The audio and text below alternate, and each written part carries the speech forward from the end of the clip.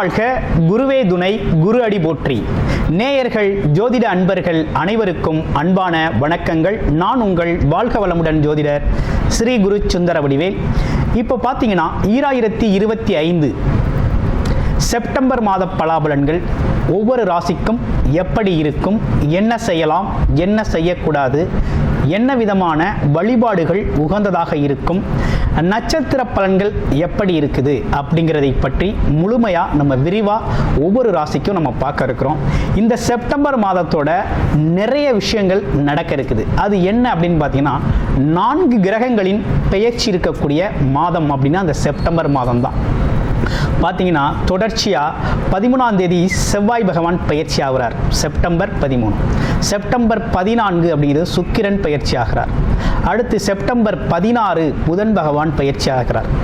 அடுத்து செப்டம்பர் 17 சூரியனும் பார்த்தீங்கன்னா அடுத்த ராசிக்கு பயணம் போகிறார். அப்போ இந்த காலகட்டத்தில் பல்வேறு விதமான மாற்றங்கள், கிரகத்தின் மாற்றம் எப்படி நடக்குது அப்படிங்கிறத பொறுத்து ஒவ்வொரு ராசிக்கும் பல்வேறு விதமான மாற்றங்களை, முன்னேற்றங்களையும் எதிர்பார்க்கக்கூடிய மாதமாக இந்த மாதம் அப்படிங்கிறது அமைஞ்சிருக்குது.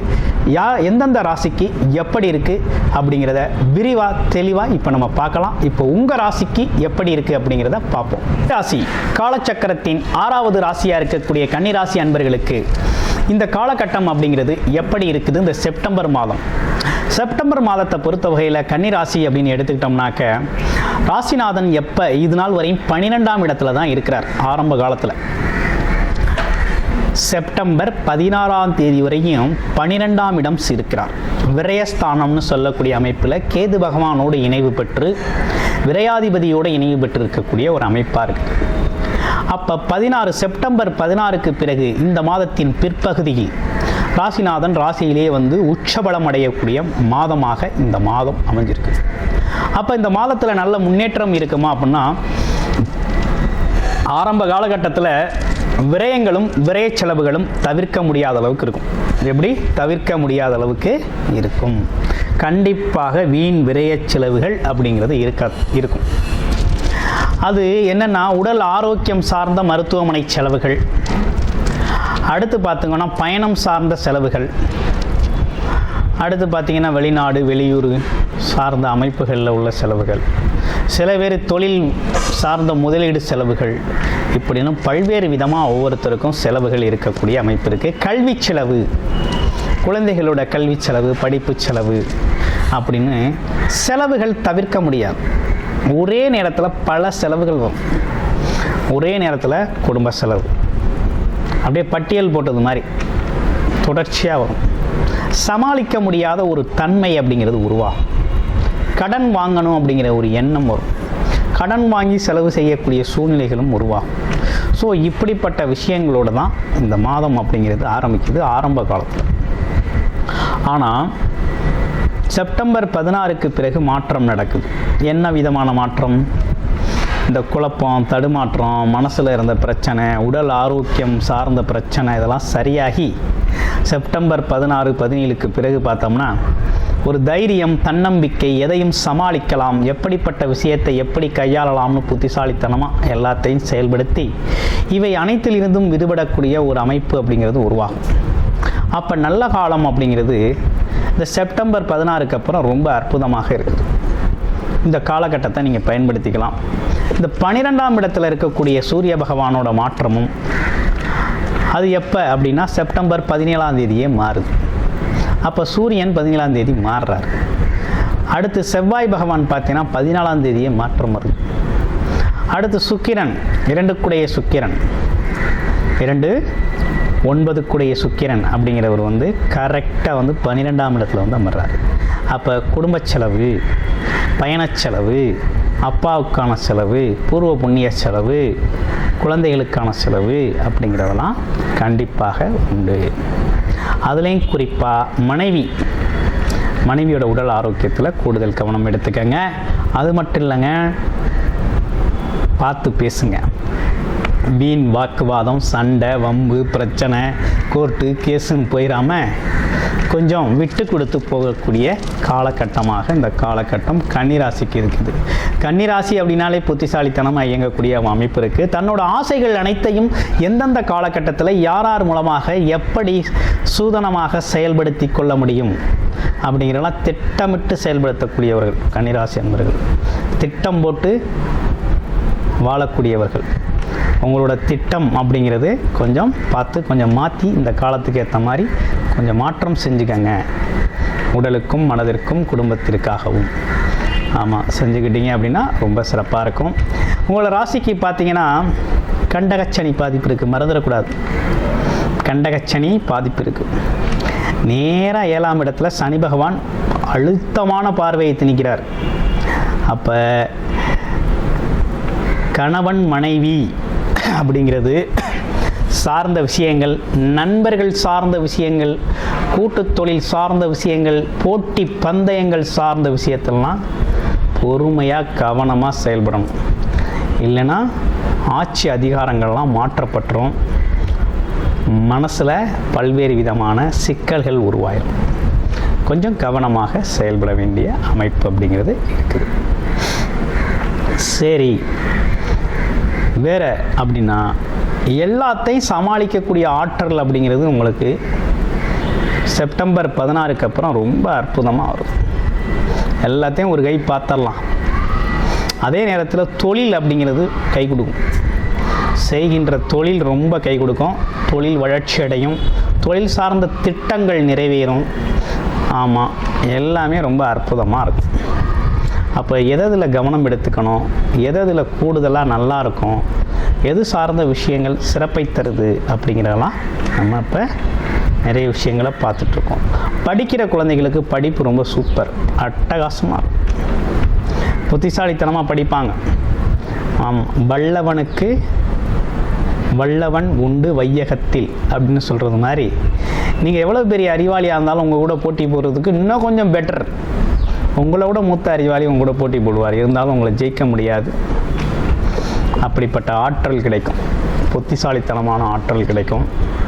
அடுத்து கமிஷன் தொழில்களில் ஜெயிப்பீங்க. ஷேர் மார்க்கெட் துறைகளில் இருக்கிறவங்க மறைமுக வருமானங்கள் ஈட்டக்கூடிய அமைப்பு இருக்குது. ஆமாம், பார்த்து கவனமாக பொறுமையாக செயல்படுங்க. அடுத்து வேறு எதுவும் அதிர்ஷ்டங்கள் ஏதேனும் இருக்குதா அப்படின்னா அப்படி ஒன்றும் சிறப்பாக அந்த மாதத்தில் பெருசாக அதிர்ஷ்டங்கள் அப்படின்னு சொல்லிக்கிறது மாதிரி ஒன்றும் இல்லை. 10ல் குரு இருக்கிறாரு. அதனால் அவர் பார்வை அப்படிங்கிறது 2ஆம் இடத்துல விழுகிறது அப்படிங்கிறது ரொம்ப நல்லது. 2, 4 மற்றும் பார்த்தீங்கன்னாக்க 6ஆம் இடத்துல குருவோட பார்வை இருக்கிறது அப்படிங்கிறது ரொம்ப சிறப்புக்குரியது தான். கடன் பிரச்சனையிலேருந்து விடுதலை, வேலையில் இருந்த நெருக்கடிகளில் மாற்றம், வீடு வண்டி வாகனங்கள் சார்ந்த விஷயத்தில் இருக்க தொந்தரவுகள் மாறுறது, குடும்ப அமைப்புகளில் வரக்கூடிய சிக்கல்களை அவரோட பார்வையால் சரி செய்கிறது, மூத்தோர் முன்னோர் அறிவுரைகளால் கொஞ்சம் முன்னேற்றம் ஏற்படுறது, இப்படிப்பட்ட விஷயங்கள்லாம் ரொம்ப சிறப்பை தருது அப்படிங்கிற ஒரு நல்ல அமைப்பு அப்படிங்கிறது உருவாயிருக்கு. ஆமாம், 6ஆம் இடத்து ராகு பல்வேறு விதமான வேலை வாய்ப்புகள், நிறைய வேலை கிடைக்கும். ஆனால் எந்த வேலையும் நம்ம தக்க வச்சுக்க மாட்டோம். இனிமேலாவது தனக்கான வேலையை, தனக்கான திறமை எங்கே நமக்கு சரியான இடமோ அங்கே உட்கார்ந்து உங்களோட திறமையை காண்பீங்க. வாழ்க்கையில் மிகப்பெரிய லெவலில் முன்னேற்றம் அப்படிங்கிறது கண்டிப்பாக நடக்கும். ஆமாம், முன்னேற்றம் உண்டு. அப்போ இந்த காலகட்டம் உங்களுக்கு இப்படிப்பட்ட விஷயங்களை நிறைகுறைகளோட கலந்து, இன்ப துன்பங்களோட கலந்து ஒரு கலவையாக இருக்குது இந்த மாதம். அப்போ என்ன செய்யலாம் அப்படின்னு பார்த்தோம்னா, புதன்கிழமைகளில் பெருமாள் கோயில் வழிபாடு அப்படிங்கிறத தொடர்ச்சியாக செஞ்சுக்கிடுவாங்க. புதன் சனிக்கிழமைகளில் பெருமாள் கோவில் வழிபாடு, ஆஞ்சநேயர் வழிபாடு, இது ரெண்டையும் செஞ்சுக்கிடுவாங்க. வாழ்க்கையில் முன்னேற்றத்தை சிறப்பையும் நீங்கள் அடைவீங்க. ஓகே, இப்போ உங்கள் ராசியில் இருக்கக்கூடிய நட்சத்திரங்களுக்கு என்ன பலன் அப்படின்னு பார்ப்போம். முதல் நட்சத்திரம் அப்படின்னா உத்திரம் நட்சத்திரம். உத்திரம் நட்சத்திரத்துக்கு எப்படி இருக்குது அப்படின்னா, வெளிநாடு வெளியூர் பயணங்கள் போகிறது நல்லா இருக்குது, வேலைக்காக தொழிலுக்காக போகிறது அப்படிங்கிறது நல்லா இருக்குது, தொழில் பிஸ்னஸ் சம்மந்தமாக போகிறது அப்படிங்கிறது நல்லா இருக்குது, கையெழுத்தாகிறது அப்படிங்கிற ஒரு விஷயமும் நல்லா இருக்குது. அரசு காரியங்கள் சம்மந்தப்பட்ட விஷயங்கள் கொஞ்சம் அலைச்சலாக இருந்தாலும் பிறகு அதில் ஒரு வெற்றி முன்னேற்றம் அப்படிங்கிறது உருவாகும். அடுத்து ஹஸ்தம் நட்சத்திரத்துக்கு எப்படி இருக்குது அப்படின்னா, எடுத்த காரியங்களில் எடுத்த முயற்சி வெற்றி அடைகிறது, இளைய சகோதர உறவுகள் உதவி செய்கிறது. ஆமாம், அது மட்டும் இல்லாமல் சிறு சிறு பயணங்களால் லாபம் கிடைக்கிறது அப்படின்னு பல்வேறு விஷயங்கள் உங்களுக்கு நல்லபடியாக அமையுது. அடுத்து சித்திரை நட்சத்திரம். சித்திரை நட்சத்திரத்துக்கு எப்படி இருக்குது அப்படின்னு பார்த்தோம்னா, முயற்சி, வெளிநாடு வெளியூர் போகிறது, அதற்காக முயற்சி எடுக்கிறது. ஆமாம், பயணங்கள் அதிகரிக்கிறது, பயணத்தால் லாபம் பெறுறது, இப்படிப்பட்ட விஷயங்கள்லாம் உங்களுக்கு நடக்கிறதுக்கு இருக்குது.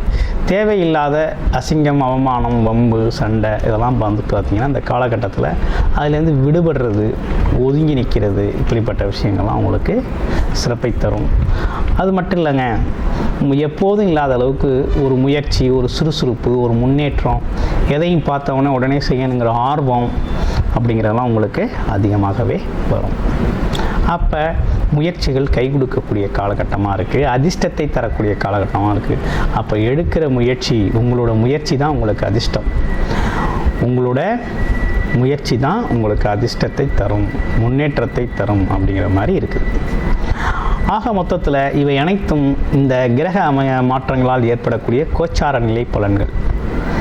உங்களுடைய பிறப்பு ஜாதகம் நீங்கள் பிறந்தப்போ கிரகநிலைகள் ஒரு அமைப்பில் இருந்திருக்கும்.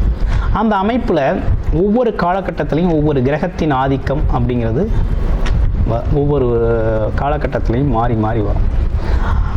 அப்படி பார்க்கையில் உங்களுக்கு தசாபுத்தி அமைப்புகள் என்ன நடக்குது, நீங்கள் பிறந்ததிலிருந்து இப்போ எத்தனை வருடங்கள் போது இப்போ யாரோட ஆதிக்கம் உங்களுக்கு அதிகமாக நடந்திருக்கு, எந்த கிரகத்தின் ஆதிக்கம் அதிகமாக இருக்குது, அப்போ எது சார்ந்த விஷயங்கள் உங்களுக்கு இந்த காலகட்டத்தில் சாதக பாதகங்கள், எது சார்ந்த விஷயத்தில் முன்னேற்றம் இருக்கும், எது சார்ந்த விஷயத்தில் பாதகமாக இருக்கும், இப்போ எது சார்ந்து நம்ம முயற்சி எடுக்கலாம் அப்படிங்கிறதெல்லாம் நீங்கள் பார்த்து தெரிஞ்சுக்கணும். அப்படின்னு உங்களுடைய பிறப்பு ஜாதகத்தை பார்த்து தெரிஞ்சுக்கணும் அப்படின்னு விருப்பப்பட்டீங்க அப்படின்னா டிஸ்பிளேல தர நம்பருக்கு கால் பண்ணி அப்பாயின்மெண்ட் ஃபிக்ஸ் பண்ணிக்கிட்டு உங்களுடைய பிறப்பு ஜாதகத்தை நீங்கள் பார்த்து தெரிந்து கொள்ளலாம். நன்றி, வணக்கம், வாழ்த்துக்கள்.